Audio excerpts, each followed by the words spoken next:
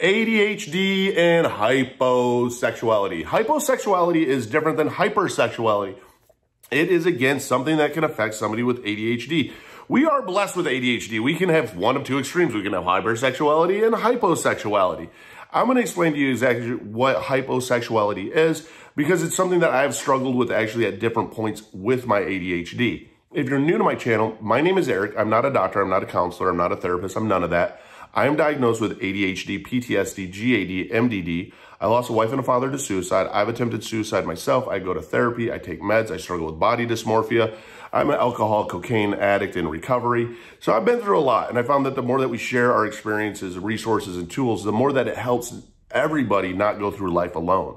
So you are ADHD and maybe you have experienced hyposexuality. So what exactly is that? Hyposexuality is a very decreased, non-existent sex drive. It is literally the complete opposite of hypersexuality. Like, sex does not interest you. It's not that you're asexual or demisexual or any of that. It literally means that you just have no sex drive. You have no libido. You have no desire or want to have sex. Now, this could cause a lot of damage in a relationship, especially because for me, at least, it has hit at different times. There are times that I've went through hyposexuality moments where I just really have no sex drive. I have no true desire to have sex. A lot of it had to do when I was getting sober at the same time. I had these different fluctuations.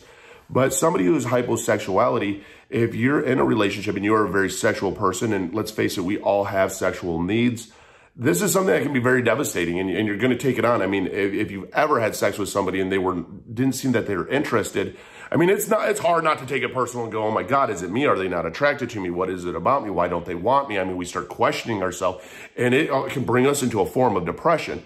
Well, it could be something that they're going through. So again, one of the biggest things is to understand hyposexuality and to also be very vocal to your partner about it. Again, so much of this comes down to communication and communicating what you're going through. Just like with somebody with ADHD, it's very hard for us to communicate sometimes what's going on in our head. We are able to do it, but it does take some time and it does take some patience. But also, we have to be responsible for your needs too and your communication and listening to it. That sometimes one of the things that can help a little bit is a routine. Don't be afraid to let the person know exactly what your needs are when it comes to, sex in a relationship, because it is very, very important to have. I mean, I don't know any relationships necessarily out there, and don't get me wrong. I'm not trying to diagnose anybody or say this is how it is, but I know very few relationships that have lasted or were very successful based on, no intimacy. We need that love almost, it seems like, at least I do, because I've ended relationships that had no intimacy because it was something that I thrived on, I needed. But when it came to hyposexuality, there is no desire for it.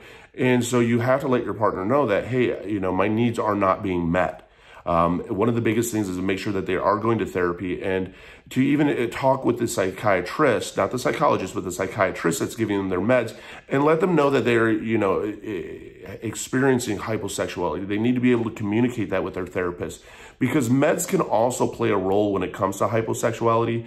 I mean, it's funny, Adderall is the medication that I'm on for my ADHD. I take 10 milligrams in the morning and 10 milligrams in the afternoon.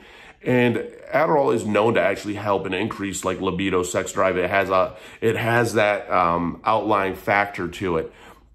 But some of the meds that people can be on, we all react a little bit differently to it. So one of the things that you definitely want to do is get the doctor on board, let them know that you're experiencing the hyposexuality and that, it may be damaging your relationship. Because the worst thing is you're fighting with ADHD and you're fighting with some other mental illnesses. And next thing you know, you have a relationship issue. You throw that into the mix and it kind of escalates everything even more. One of the things is with ADHD, everybody gets hammered into their brain that it's a learning disability. It's a learning disability. So you get hammered into your brain that this is a disability. And now, oh my God, I can't even please a woman. And it really can rack a toll on you. It's one of those that is very, especially for a man, it's very difficult because you feel a little bit less like a man, but you're not. And you have to realize that this is possibly a side effect of what you're going through with your ADHD. So communication with your therapist is everything. Communication with your psychologist is everything, to let them know exactly where you're at sex drive wise. And if it is non-existent. And for us with ADHD, we're not going to realize that it's non-existent. We literally won't. I mean, I haven't. When I went through hyposexuality phases, I didn't realize it. It didn't dawn on me. But my partners did. you got to communicate like, hey, we are not having sex. There is a problem here. I need your help.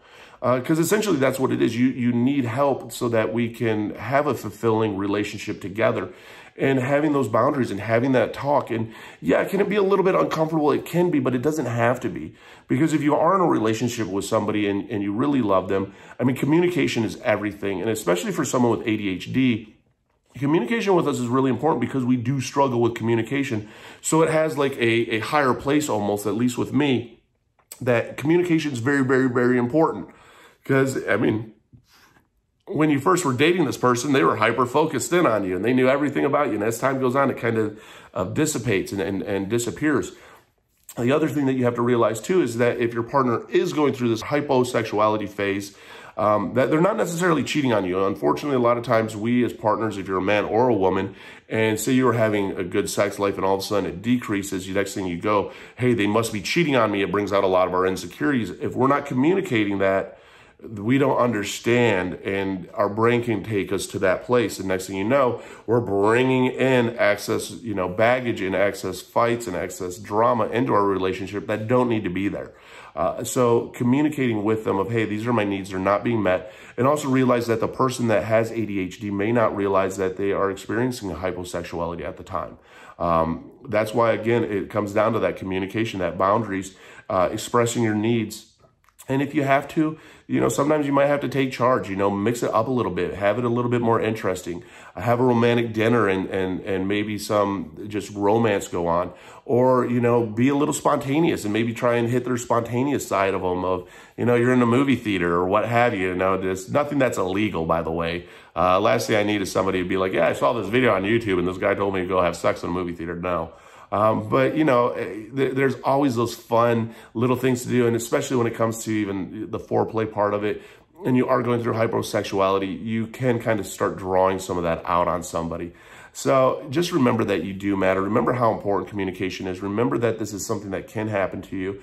And a lot of it can be offset by communication and by communicating with each other so that neither of you end up experiencing any of these challenges in your relationship. Because it's not fun. I mean, we've all been in a relationship before where we're like, dude, something's not right. And we don't communicate it. And when we don't communicate it, a lot of times our relationships fail. I'd love to hear your experiences. I mean, hit that like and subscribe button, comment down below, because the more that we share, the more that it helps nobody go through it alone. That's why I like to talk about some of these topics, because a lot of times people experience this and you're like, I'm the only one experiencing this. You're not. You're not the only one experiencing this. So comment down below if you've experienced it before, the reverse before, if you dated somebody before that's had this. I mean, click the description box. If you click the description, you'll see that I have links to all my different social medias there. You'll see that I have links to things on Amazon, such as fidget cubes, fidget spinners, things that I use to help with my anxiety or depression. I have links to the mental health Discord communities. It's free peer-to-peer support for any kind of mental health support that you want, just to not feel alone. I even have a link down below to BetterHelp. I mean, it's online therapy and it's trial and error to find out what works for you, because what works for me may not work for you. And again, that's what it comes down to, is hearing these experiences, hearing these resources, because it's all trial and error. And you're the most important person in the world. And so you don't ever want to give up, because it's finding what works for you, and sometimes even speeding up that process a little bit more, or even getting ideas of things that maybe you're ready to give up, but you never tried this. So you go, you know what, I'm going to try this. You're a BAMF. You're a badass motherfucker. You've made it through 100% of your worst days to make it through to today. So click that like and subscribe button. And you know what? Let's do this together, because you know what? You matter, and you got this.